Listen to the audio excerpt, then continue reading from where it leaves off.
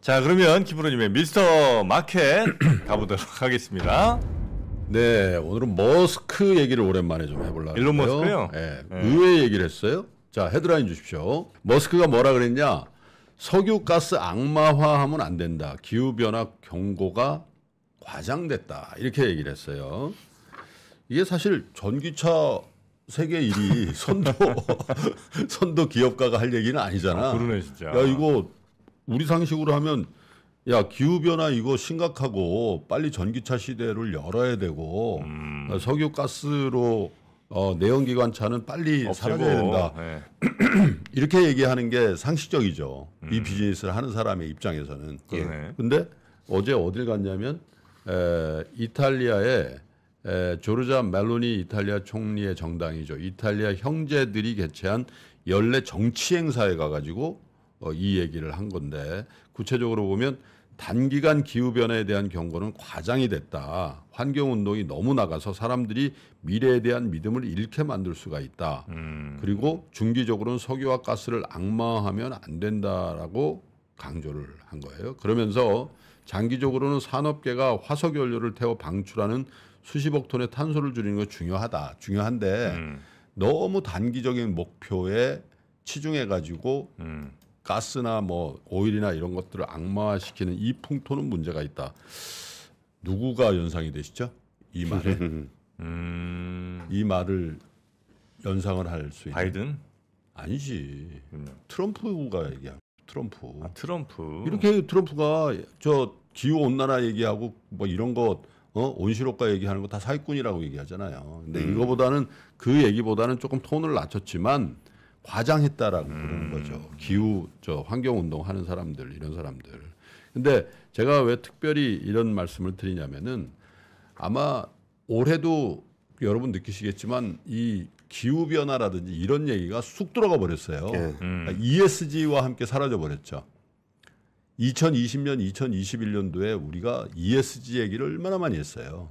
ESG의 제일 앞자리가 인바이먼트잖아, 환경. 네. 그죠? 근데 전쟁이 나고 경기가 안 좋고 인플레이션이 오니까 ESG에 대한 얘기가 쑥 들어갔는데 이제 본격적으로 미 대선 정국이 되면은 아마 이 논란이 굉장히 많아질 텐데 이 환경 운동을 하는 입장에 있는 정치 세력이 굉장히 궁지에 몰릴 가능성이 많아요.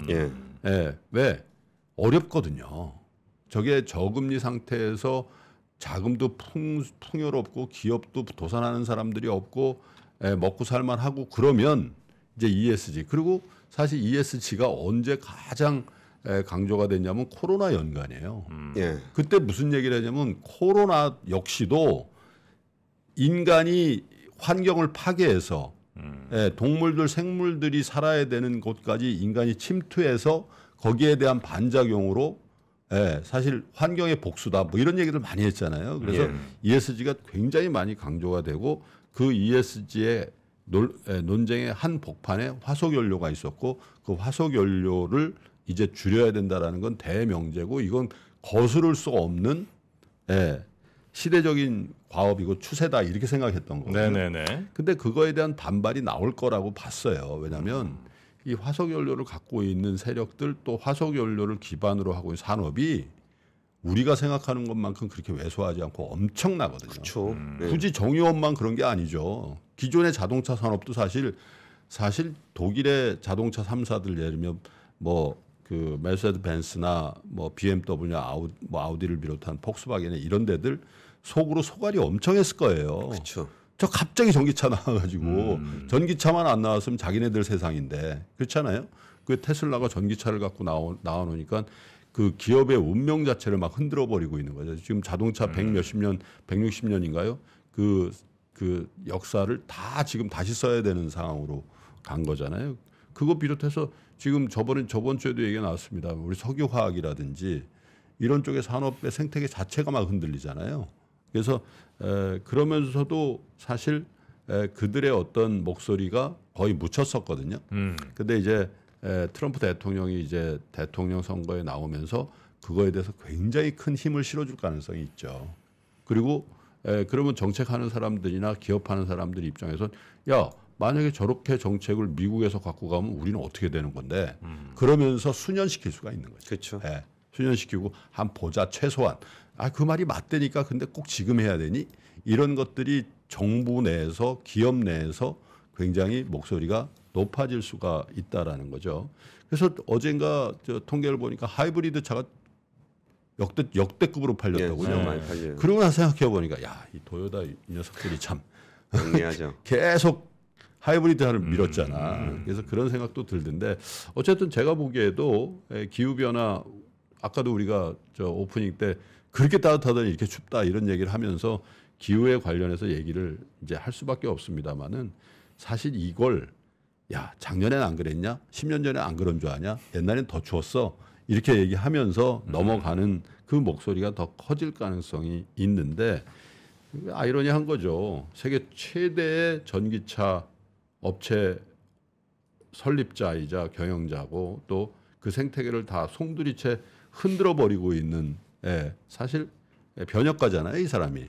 근데 석유가스 악마하면 안 돼요. 기후변화 경고 과장됐다. 이 얘기가 이제 한 보름도 채 남지 않은 2024년도에 굉장히 많이 나올 화두겠구나. 그리고 이걸 굉장히 강하게 견지해줄 정치인 트럼프의 등장이라는 게 예고가 돼 있기 때문에 물론 대통령이 된다는 얘기는 아닙니다. 대통령이 되려고 하는 과정에서 이 아젠다를 굉장히 강하게 밀 거고 그 부분에 대한 주식시장의 반응도 어느 때보다도 민감하게 반영될 가능성이 많아서 소개를 해드렸습니다. 네. 자, 그러면 오늘 김 프로님의 미스터 마켓까지 이 정도 정리하고요. 우리 권 팀장님은 내일 아침 다시 뵙죠. 예, 내일 뵙겠습니다. 네, 고생하셨습니다. 감사합니다. 예, 감사합니다. 장 시작 전부터 종료까지 쏟아지는 수많은 뉴스와 정보들. 이 중에서 어떤 것이 투자에 정말 도움이 되는 정보일까요? 3프로의 증시 셔터맨 박근영 마스터가 직접 정보를 선별하고 투자의 힌트를 드립니다. 시간도 아끼고 투자 아이디어도 얻는 시간, 박근영 부장의 마켓 힌트와 함께 하세요. 자세한 사항은 3프로 TV 앱과 홈페이지를 확인하세요.